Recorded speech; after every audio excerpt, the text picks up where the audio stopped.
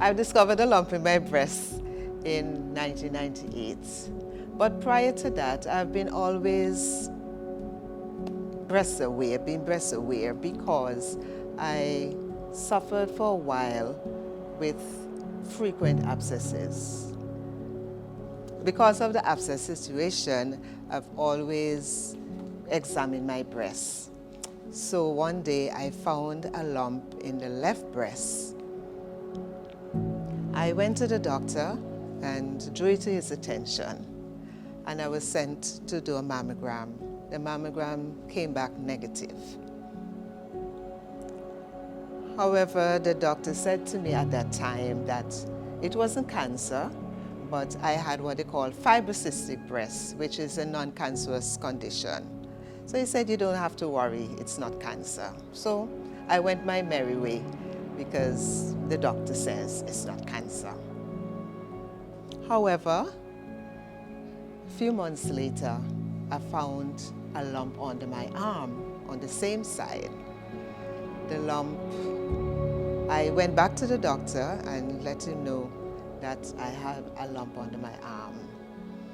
He said, okay, we're going to have to do a biopsy on that lump on the arm, because I noticed the look on his face when I told him about the lump under my arm. He said, I'm going to have to do a biopsy on that lump. So we made plans and we went and had the biopsy done right in his office. About 2 weeks later, the results came back. And he said that the pathology report says that I have breast cancer that has already spread from the lymph nodes, from the breast to the lymph nodes under my arm. I was furious. And he went on to say that there is no cure. And he didn't stop there. And I wouldn't be surprised if after 5 years and it comes back and it's in your liver. Essentially, that doctor was giving me 5 years to live. It was tears, tears, tears. And after that, I don't really think I heard anything else the doctor said. My sisters were there as my support, and they took over asking the various questions and so on. And it is important too to have someone accompany you to the doctor, especially, to receive such news, because it is mind-boggling. It does a lot of psychological damage to you, especially to hear the word cancer.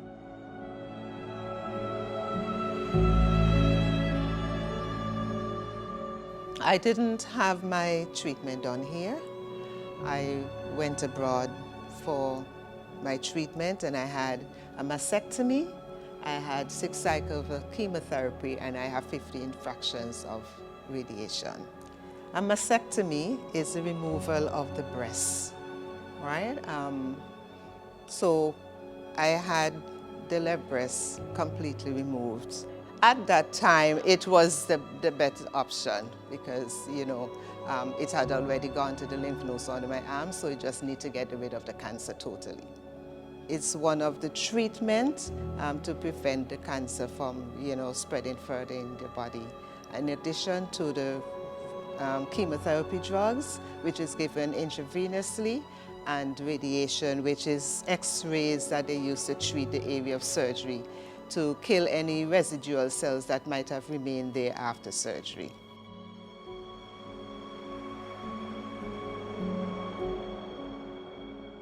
Body image was a big factor for me. Having lost my hair, having lost my breasts, I think my self-esteem took a nosedive.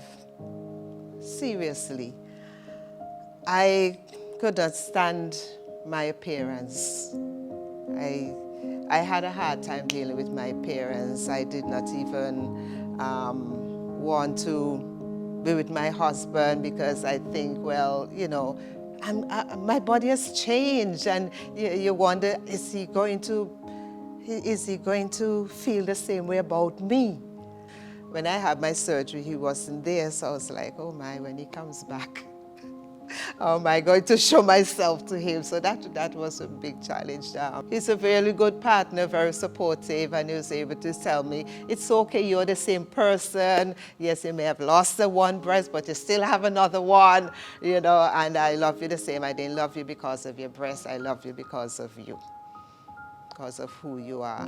When I started losing my hair, and tell you how it happened, I was having a shower. I was like, let me just wash my hair one time, you know, so I shampooed my hair. So while massaging my hair, there were big clumps of hair coming out, you know, and that's when I realized, and I looked down and see all the hair, oh Lord, I started crying. I cried, and I was down for days. I just could not accept, even though I knew that that's one of the side effects, the hair will come, but I did not expect it to happen so soon. It's like a week. You know, within a week, the hair started falling out.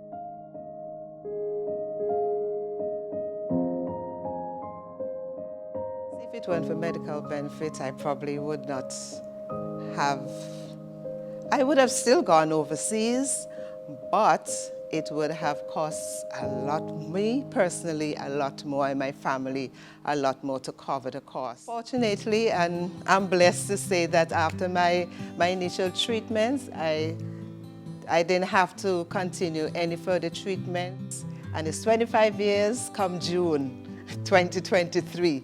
Amen.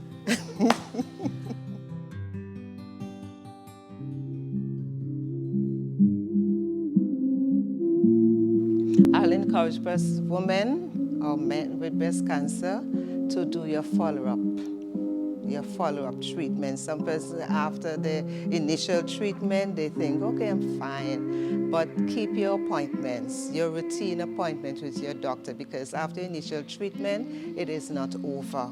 You still have to continue to do your examination, have your clinical examination. That's an examination done by a doctor in the clinic. You'll have to do certain tests, maybe blood tests. Perhaps you may have to do an ultrasound, you know, and the doctor will tell you exactly when is it you need to come back, whether every 3 months, every 6 months, and then annually. But please follow through with your follow-up care. And I just want to appeal to our doctors to be a little more sympathetic, have a little more empathy, and, you know, in the way that they deliver the message, you know, of a cancer diagnosis to a patient. That alone can traumatize the patient. And so be a little more thoughtful in the way that you give that news. It's bad enough, but you can be a little more caring in the way you deliver the news.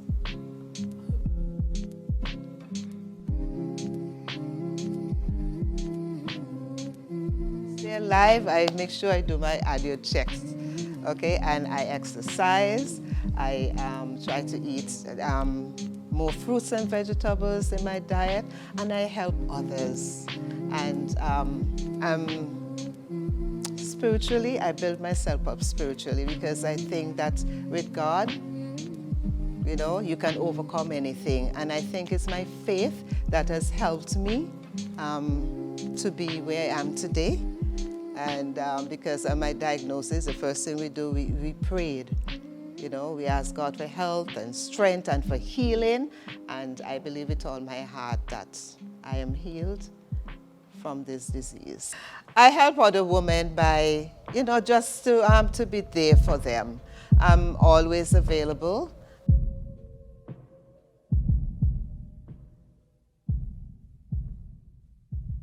Cancer has its privileges, and it really does, because for me, it's helped me develop myself, my confidence, my personality, because prior to my cancer, I was such a shy person. I could not speak publicly, you know, and so it helped to build my confidence because of my involvement with Breast Friends. And I'm able to share my experience with others. I'm able to encourage others. and being the president of Breast Friends, you know, it helps me to really reach more people. And I find that persons are listening to the message. It is not just a physical disease. It affects you, your entire being. And the family, everybody, it affects everybody. It affects the husband, it affects the children. And especially if you have to worry about finances.